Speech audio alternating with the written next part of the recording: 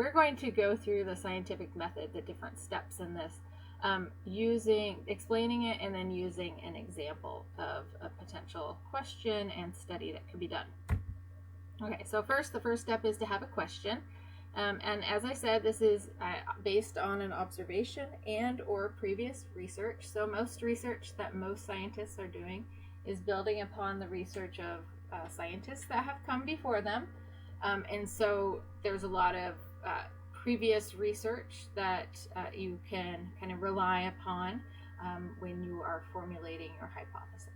Okay, so our question here that we're going to look at is, does increased carbon dioxide levels in the atmosphere cause increased plant growth? Okay, and this is a relevant question because we know that plants do photosynthesis. They take in oxygen, They take in carbon dioxide and water from the environment, as well as light energy, and they use it to make glucose, which is food for the plant, and also release oxygen.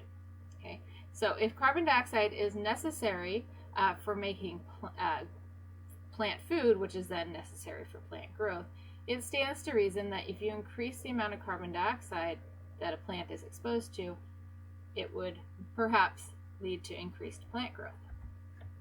Okay, and then that leads to the hypothesis. So the hypothesis is really just your proposed explanation or answer to your question. It is, what you think about it, and of course that's based on a lot of previous research that you've done or that other people have done. It does have to be testable and falsifiable. So you can't have your hypothesis be like, the plants are gonna grow more because the carbon dioxide will magically make them grow more. We can't deal with magic or metaphysical things when we deal with science. So we have to have something real, something that's testable and falsifiable.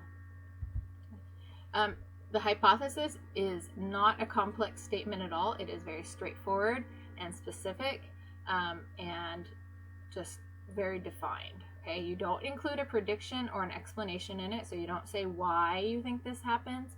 You don't say what you think will happen to the plants, for example.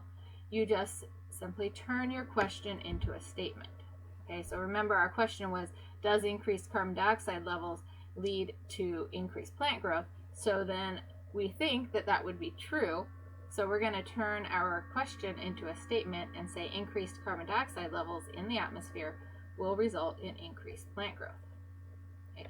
Notice how it doesn't have any prediction in it, like it doesn't say how much the plants will grow. It doesn't say why. It doesn't say anything about, oh, this is because of photosynthesis or anything like that. Okay. And it's also testable. We can vary the levels of carbon dioxide and see how that affects plant growth. Okay, so we can make a test for it, and we may also find that no, it doesn't increase plant growth, so it's also falsifiable. And then third is our prediction. Okay, this is a statement of the expected outcome if the hypothesis is correct, and it refers specifically to what you are measuring. Okay, that is an important thing. So if you're struggling with what the prediction is, you always think about, well, what am I measuring in my experiment? Okay. And this is what has the if-then format for the statement. Many people try to write their hypothesis with an if-then format, but that is including a prediction in it, which we don't include in our hypotheses. So for us, if increased levels of carbon dioxide result in increased plant growth, then plants exposed to higher carbon dioxide levels will grow more than plants exposed to lower growth. Okay, so if our hypothesis is true and increased levels of carbon dioxide result in increased plant growth, then the plants will grow more. There's our specific thing that we're going to measure, are the growth of the plants. Okay, and next is our experiment. Okay, in that diagram I showed at the beginning, this lists it as investigation and analysis. The analysis part would be, analyzing your experiment, and the investigation is your experiment. Okay. It is important to have a carefully designed experiment that can determine if the hypothesis can be accepted or rejected. And this is known as experimental design, And if you go to graduate school, you'll take a class, at least one, possibly more, in experimental design, because this is really important. If the design of your experiment is not good, then you can't actually end up saying anything about your hypothesis, and you have a failed experiment. And this is one of the things that when other scientists look at your work, they're looking at your experimental design, not just your conclusions that you've drawn from it, but how did you actually do the study? Did you do it in a valid way? Is your experimental design a good design? So good experimental design needs to consider all of the variables, which are often called factors, that can affect the outcome. Okay? And these include what are called controlled variables. Okay? These are things that could interfere with the experimental results and must stay the same for all of the individuals or groups in your experiment. So for us, we just want to measure the effect of carbon dioxide on plant growth. We don't want to have different temperatures that the plants are experiencing, different levels of light or water or nutrients affecting how they grow. How old the plants are can also affect how fast they grow, the type of plant. So you need to essentially be comparing apples and oranges to oranges, and not have other factors in there changing things up. Okay, so the only thing you want to vary then is what you are testing. Okay, and this is called the independent variable. Okay, this is the factor that is expected to cause an effect. This is what you as the experimenter get to mess around with. Okay, so for us, this would be the carbon dioxide levels, right? We think that the carbon dioxide level is going to affect the plant growth. So the independent variable is going to be the carbon dioxide level. And we get to choose that as the experimenters, what level of carbon dioxide are we going to use. And then the other is the dependent variable. This is the factor that changes as a result of the independent variable. Okay, this is also the factor that you will measure that you mentioned in your prediction. Okay, so for us it would be plant growth. We call it the dependent variable because it depends upon the independent variable, whereas the independent variable doesn't depend on anything else, right? The level of carbon dioxide is just the level of carbon dioxide, but the amount of plant growth, and you could measure that in a number of ways: height, biomass, stem width, number of leaves, etc. You could measure it various ways, but the plant growth depends upon the level of carbon dioxide. And remember, we think that more carbon dioxide will lead to increased plant growth. Good experimental design also uses appropriate experimental and control groups. Okay. So remember, we have the controlled variables. Those are the factors that remain the same throughout all of your groups. The control groups are different from that. Okay. So first of all, experimental groups are the individuals or subjects that experience the manipulated independent variable. You could have one experimental group and have a very straightforward experiment, or you could have many. So many complex experiments have many experimental groups looking at, say, many different levels of carbon dioxide or something like that. Okay, for us, our experimental group or groups would be the plants that are exposed to varying levels of carbon dioxide. And again, that's the independent variable, so we would get to set that. As the experimenter, we would get to say what the levels of carbon dioxide are. Okay. The control group are the individuals or subjects that don't experience the manipulated independent variable. Okay. So these are really important because they allow you to make a conclusion that changes that you see in the experimental group are caused by changes in the independent variable. Okay. And then, so this is different than the controlled variables. I know people get those mixed up. Controlled variables, controlled group, because they both have the word control in them. Controlled variables are those things that we remain constant over all the experimental groups and the control group. And then the control group are those that aren't going to be, have their independent variable messed around with. Okay, so there's actually two types of control group. Control groups. There's the positive control.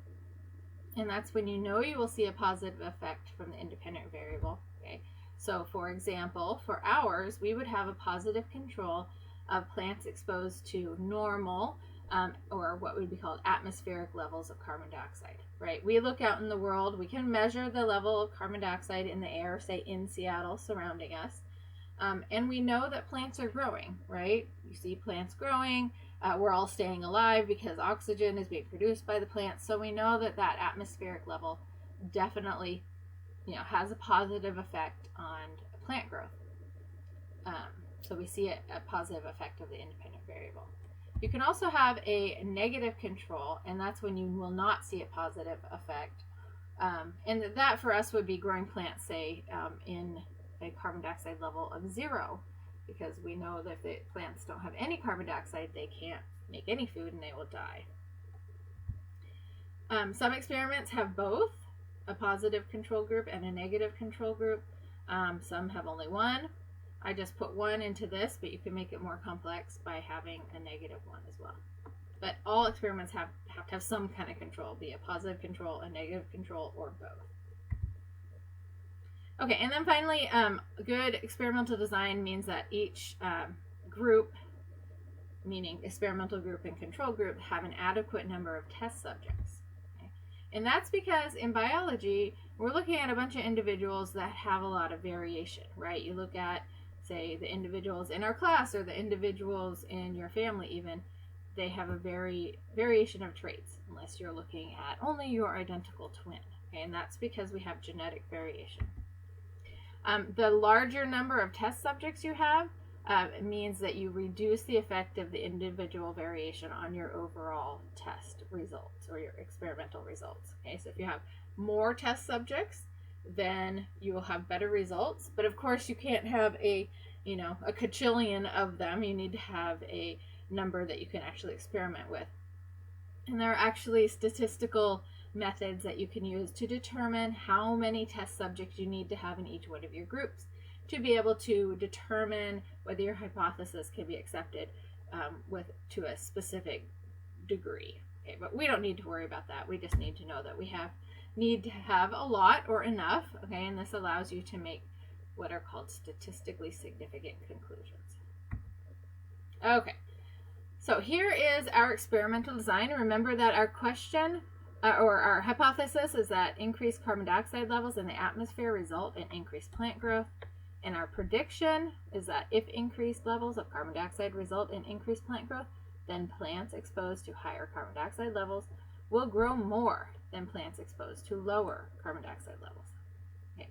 So you could make this a pretty complex experiment, but I've designed one that's pretty straightforward. Okay. We will have two experimental groups, okay, and a control group, which is a positive control group. Okay. So the positive control group, we would have, we'd have 10 plants in each, which would be a number that would probably overcome most of the individual variation between individuals in each group, and you would average things out when you got the numbers, and so that's a normal amount, about 10. You could have more. More is always better. Fewer is not good.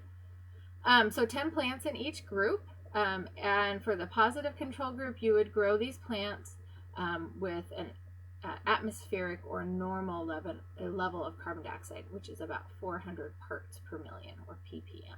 Okay? And then for the experimental groups, you would have different levels. And remember, we're trying to see if increased levels of carbon dioxide affect plant growth. So we would choose levels of carbon dioxide that are higher than 400. So you could do 500 parts per million for experimental group 1. That would be a fairly good increase, but not a huge one. And then you could go all the way up to 700 parts per million for the experimental group 2.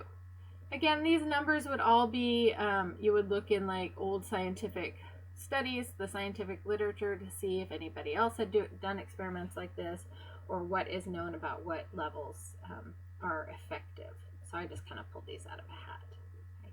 The other thing I just want to remind you of is that, so here we have the experimental groups and the control group, but remember there's also the controlled variables, okay? And so for all of these plants that are in the experiment here, there are 30 plants. They are going to each have different levels of carbon dioxide, but they need to have things like the light, the temperature, the type of plant they are, the age that they are, the amount of water they get, the amount of nutrients they get. All of those controlled variables need to be the same for each of them. So you need to water each individual plant the same amount. If you're going to fertilize it, you have to fertilize it the same amount. make sure they have the same amount of sun exposure. Otherwise, we wouldn't be just testing the carbon dioxide levels. We'd be testing that other factor as well, and that would make our experiment, not worth it at all. Okay. And remember, the independent variable is the carbon dioxide level. That's what we're manipulating. And then the plant growth is going to be the dependent variable. Okay, and here's some, made up but potential data collected from your experiment. So you'd run this over some amount of time, say up to 6 weeks. You start with young seedlings and watch them grow.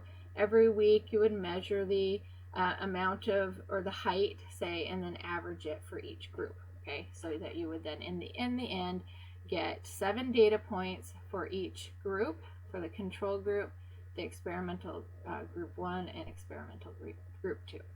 Okay, so then you have this data. You might be able to tell something just by looking at the data, but putting it into a graph makes it much easier. Okay, and this is kind of what we'll be doing whenever we get data in our class. If you were a real scientist doing real experimental design, real experiments, collecting lots and lots of data, rather than just making graphs, you would instead be running statistical analysis on this, but we're not going to be doing that. Okay, so you can make 2 different types of graphs. You can make line graphs, and here they are, the line graphs. So good graphs have their axes labeled. So this is the x-axis, this is the y-axis. They are labeled, the treatment week versus the average plant height in centimeters. They also has the title, and then it has a legend, right? So you can tell a lot from this graph. The 400 parts per million grew at this level over those 6 weeks. Then the 500 parts per million, that was experimental group 1, and then experimental group 2 grew the most. Okay, line graphs are really good for showing the trend in the data. So we can see that over time, all plants grew, but the plants with higher carbon dioxide levels grew more. You could also make a bar graph. Bar graphs are really good for comparing different groups at the same time. It's harder to see the trend in them, although you could still see it. They're all going up. But these are really nice to look at each time, each point, right? And each data point you could see, or each week, that the experimental group 2, the 700 parts per million are always ahead. Okay? But note too, this also has those great elements of a graph, right? The axes are labeled. They have a title that's descriptive. It tells you something about the experiment. And then you have all of your, you have a legend, so you know what it is that you're looking at. All right, and then finally, based on our data, we can make a conclusion. Okay, so this is based on either your graphs or your statistical analysis, and it allows you to, based on these results, you can either accept or reject your hypothesis. This is actually an important point. We can never say whether or not our hypothesis is correct or incorrect. We can only say whether it is accepted, meaning that our results support your hypothesis, or we can reject it when your results do not support it. Okay, so for us, our data shows that plant growth is positively correlated to carbon dioxide levels. We saw that as carbon dioxide level went up, so did the plant growth. Okay, and that means that our hypothesis that increased carbon dioxide levels in the atmosphere result in increased plant growth, and that it can be accepted, and that our data supports that conclusion.